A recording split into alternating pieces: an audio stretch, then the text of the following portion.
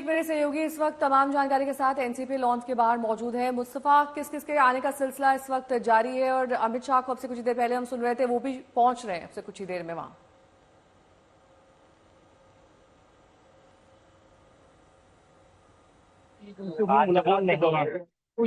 जो सीखा हमसे बहुत स्ट्रेट फॉरवर्ड है। उनको अपनी कंपनीज के बारे में हमेशा सोचते थे 24/7 आउटस्टैंडिंग पर्सन। अनन्या, आप युवाओं के लिए क्या? You must have seen him grown up. It was a day because youth क्या सीखे टाटा साहब से आज जब हमारे बीच नहीं है तो? हमेशा बहुत स्ट्रेट फॉरवर्ड थे। उनको अपने कंपनीज के बारे में हमेशा सोचते थे 24/7 आउटस्टैंडिंग पर्सन। अनन्या, आप युवाओं के लिए क्या?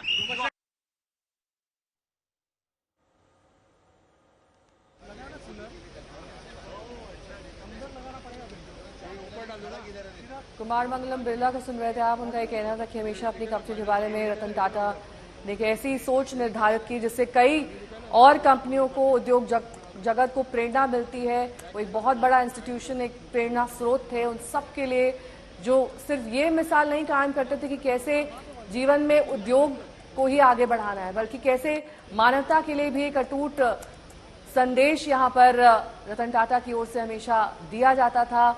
बहुत सारे उनके ऐसे काम जिसमें उन्होंने चैरिटी की, जिसमें कई बार करोड़ों रुपए दान किए, लेकिन जग जाहिर नहीं होने दिया। ये सबसे बड़ी बात रतन टाटा से जुड़ी हुई कि वो कई बार चैरिटी के कामों से जुड़े रहते थे, लेकिन लोगों को इस बात का पता या तो नहीं चलता था या बहुत देर से चल पाता था।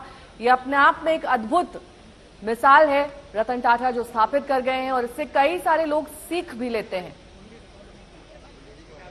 टाटा समूह को नई ऊंचाइयां देने के अलावा रतन टाटा ने हमेशा ये कोशिश की कि एक ऐसे उद्योग को स्थापित किया जाए, एक ऐसे इंस्टीट्यूशन का निर्माण किया जाए जहां पर मानवता एकजुट रहे, जहां पर लोग संवेदनशील रहें, जहां पर लोग एक दूसरे के हित के बारे में सोचें, जन कल्याण के बारे में सोचें। और यही सब सोच रतन टाटा को दूरदर्शी बनाती थी, एक ऐसी शख्सियत बनाती थी जो सबसे अलग थी।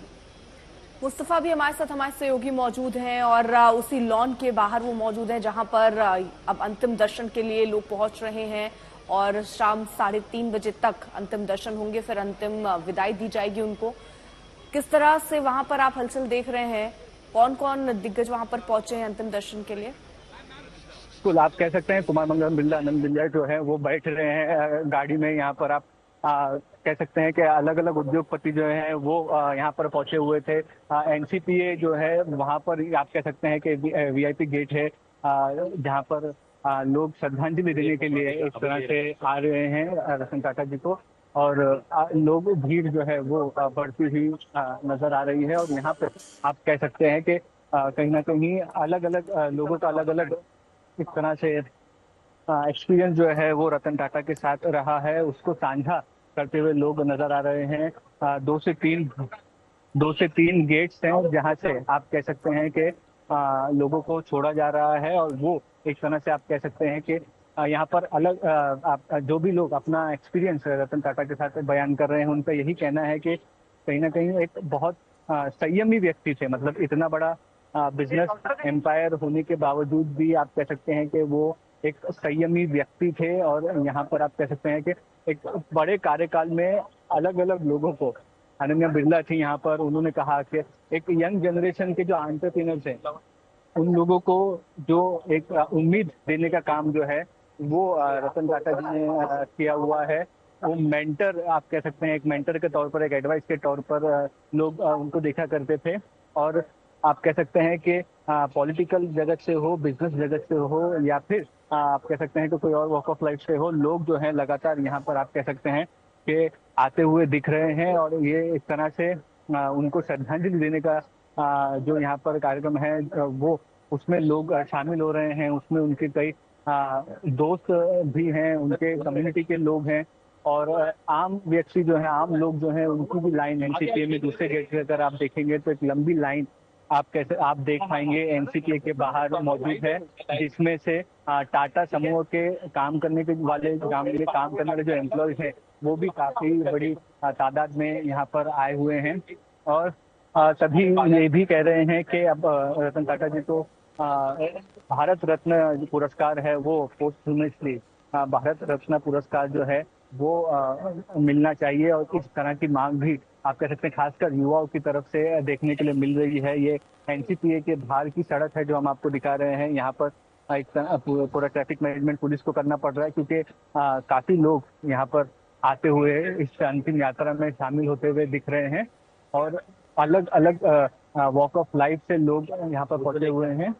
और आप कह सकते हैं कि दिल्ली से भी कई लोग इस अंतिम यात्रा में जुड़ने के लिए पहुंचेंगे, ऐसी जो बात है वो सामने आ रही है। और ये आप कह सकते हैं कि काफी बड़ी बात रहने वाली है, क्योंकि एक तरह से ये क्षण जो है मतलब वो 86 ईयर्स के थे और जिस तरह से आप कह सकते हैं उम्र के चलते एक तरह से उनका देहांत हुआ है। लेकिन फिर भी जितने भी साल वो चाहे वो टाटा सन्स के चेयरमैन रहे हो या उसके बाद चेयरमैन एमिरेटस रहे हो, नए नए जो आप कह सकते हैं कि स्टार्टअप से उसमें इन्वेस्ट कर रहे थे। आने वाले 20 सालों में बिजनेस में कौन से आइडिया चलेंगे उस आइडियाज में वो इन्वेस्ट कर रहे थे। तो ये एक सोच जो है और ये आप कह सकते हैं कि एनर्जी जो है वो कई लोगों के लिए एक बहुत बड़ी बात है। और इसीलिए आप कह सकते हैं कि इतनी बड़ी तादाद में लोग आज यहाँ पर पहुंचेंगे। जी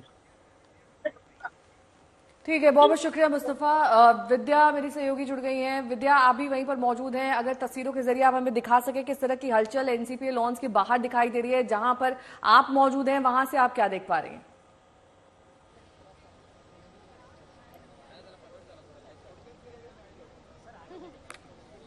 भाई साहब लाइव चल रहा है। विद्या, आपको मेरी आवाज मिल रही है? ठीक है, विद्या से दोबारा संपर्क करेंगे।